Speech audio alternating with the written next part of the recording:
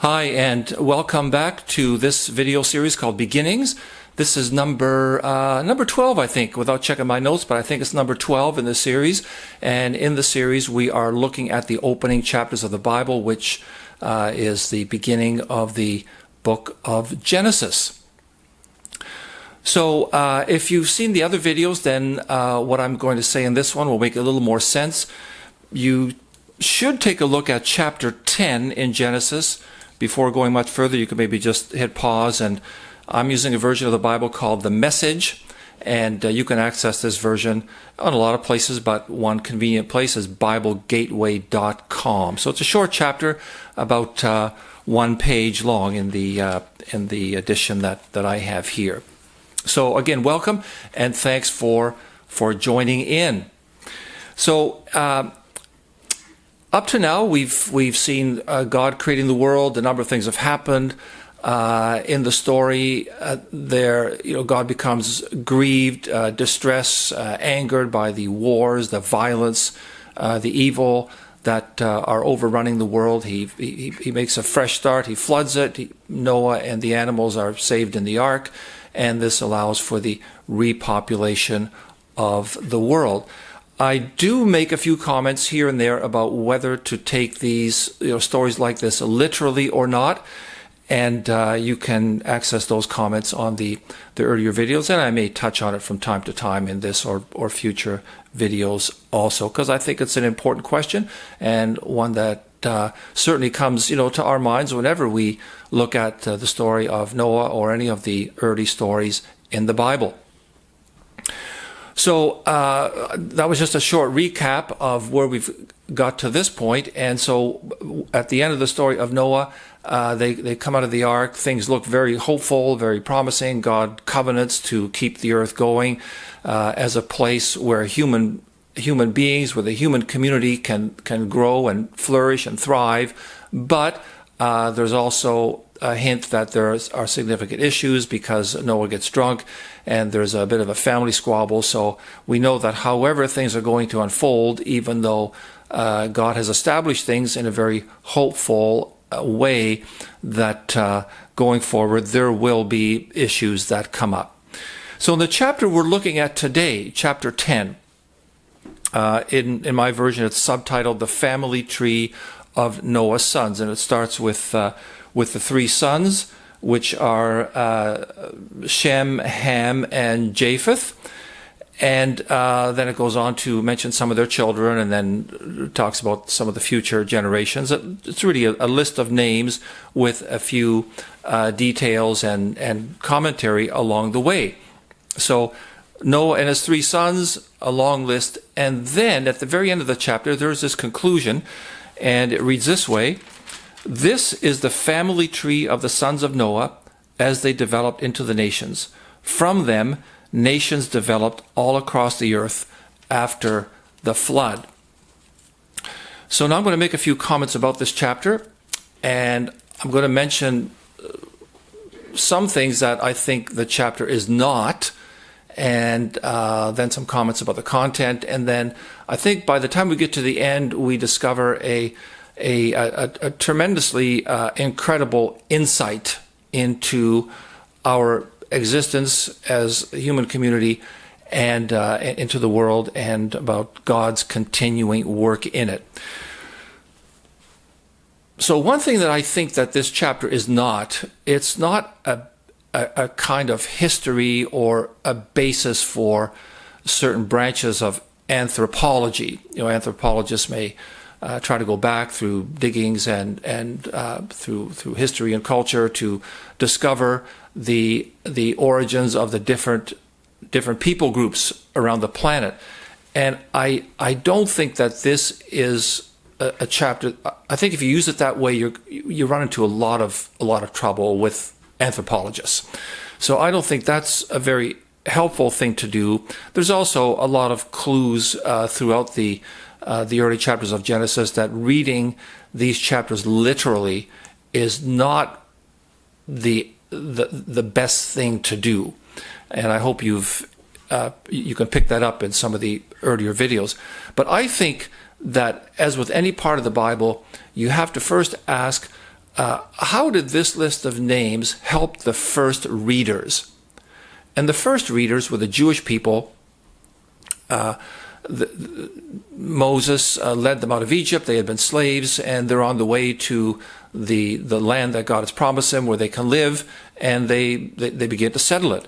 And how would this list of nations and the children of Noah and their offspring, how would that impact this community of Jewish people, formerly enslaved, making their way into a new region to live, and learning how to take baby steps and then longer strides into being a nation of God's people? How would this chapter, this list of names, help them? Again, it's kind of important to remember that Moses and any of the Bible writers, Matthew in the New Testament, for example, they're not speaking over the heads of their listeners to us living in the 21st century. They are speaking directly to the people of their time. And that's an important thing to remember when you're looking at any part of the Bible. We first have to sort out what that part of the Bible meant for the first readers, and only then can we ask what it means for people living today. That maybe sounds a bit rigid, maybe I'm overstating a bit, but we have to try to sort out what any particular part of the Bible meant for the first readers and the first hearers. And then we'll be into some very promising territory. So again, I think by the time we get to the end of this, we will discover an incredible insight into the world that God has made and in which he continues to be active. So again, these are the Jewish people that God has led out of Egyptian slavery about 3,500 years ago. And so now a few comments about this list of names and the things that we discover in the chapter, and then we'll wind up with the insight that I've been alluding to a couple of times. First of all, in this, it's a genealogy, so it's a genealogical tree, and it parallels the genealogies found earlier on in the Bible. So earlier on in the story, before the flood wiped out all of the people groups, leaving just Noah and his family.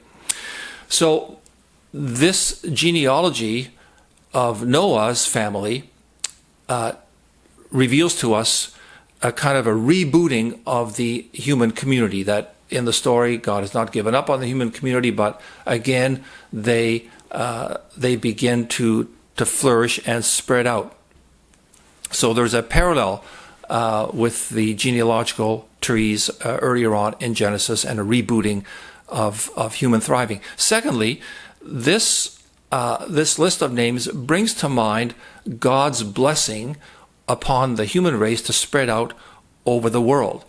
That blessing appears on page 1 of the Bible, chapter 1 in Genesis, and that blessing on the human race in the story does not disappear, even with the flood. So even though the human race starts all over again, the blessing of God to spread over the world remains in place, and this is what starts to happen. Then thirdly, a number of men's names appear in the list, of course, and these names become the names of the clans and the extended clans of those who would form into nations. So we might ask, well, which nations? And if you go online and check out YouTube videos and other things, you'll discover that, some people try to attach these names to modern nations today. So they will find a connection between Russia and one of the names mentioned in the genealogy. They'll connect China with one of the names. I don't think that this works, and I don't mean to be disrespectful to anyone, but the main reason it doesn't work is, again, because of something I mentioned earlier on, that this text is written not for people living in the 20th century. Moses, or whoever the originator of this story is not speaking over the heads of their listeners to us. It's the story is meant to help the people of that time, and at that time, Russia and China were not in view of the people who wrote and read this text.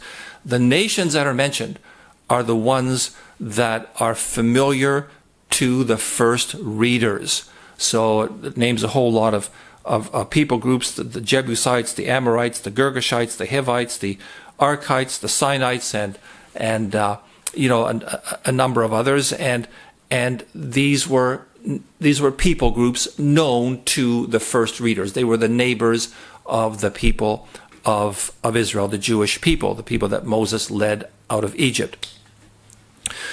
So that is a very important kind of a clue, if you will, to understanding this chapter.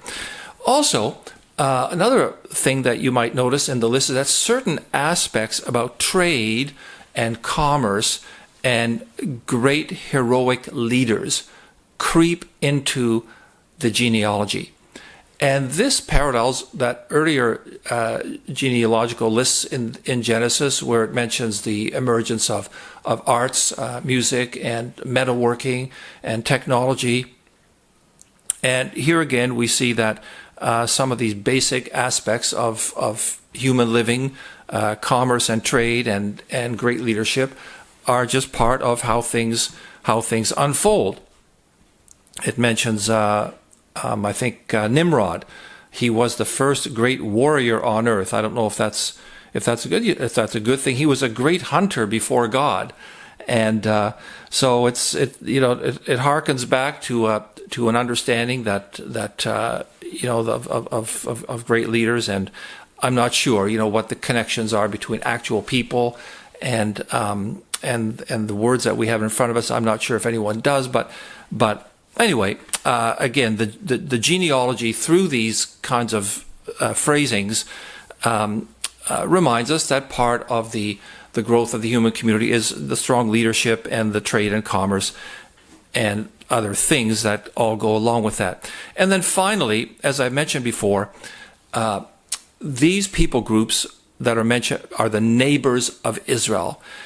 And for the most part, they were people groups that made life for the Jewish people difficult. As you progress through the stories of the Bible, these names come up many times, and they frequently come up as stress points for the life of the Jewish people.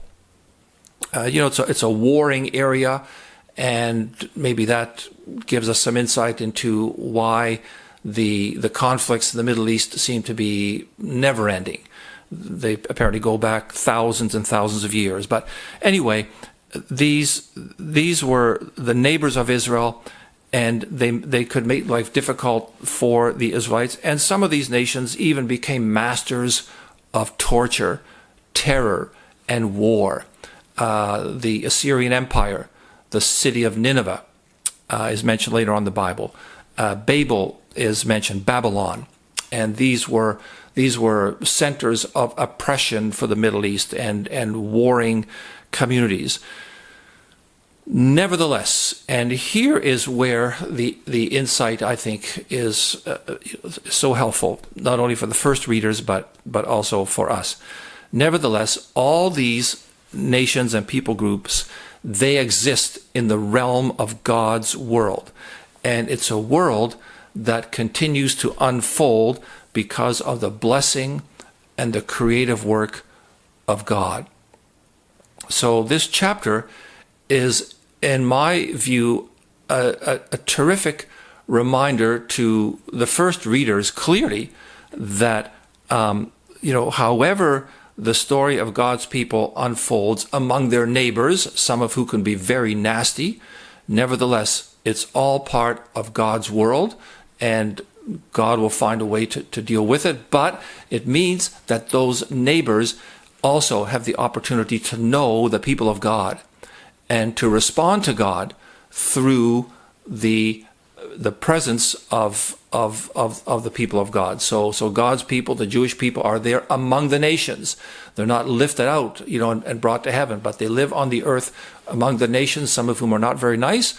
Nevertheless, They are called upon to live as neighbors and to share with their neighbors what they know of God. And many times throughout the Bible, you will see this theme coming through, the sharing of God's graces with the nations in the neighborhood. And so this, I think, also gives us an orientation for living today, because God's people are scattered all over the world. Some of them are concentrated in different geographical areas. Some of them are clustered in various communities and higher concentrations, and some of them are very isolated. Nevertheless, the people of God live among the nations of the world, some of which are not very nice, and some of which are full of good things. But whatever the situation for each of the people groups and nations, God's work continues to be active in the world among the nations, and his people are living among the nations, and this is how God's work in the world continues to move forward through his people among the nations.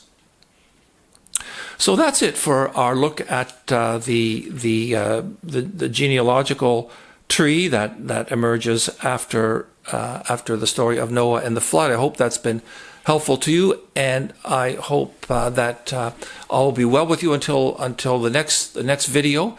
Please don't forget to subscribe and click on the notify button. And next time we will look at another very famous story in the Bible, the story of the Tower of Babel, which I think also is an extremely fascinating story that gives some deep insight into our existence as a human community and into God's continuing intentions for the world. So until next time, be well. Thanks for joining in. Bye-bye.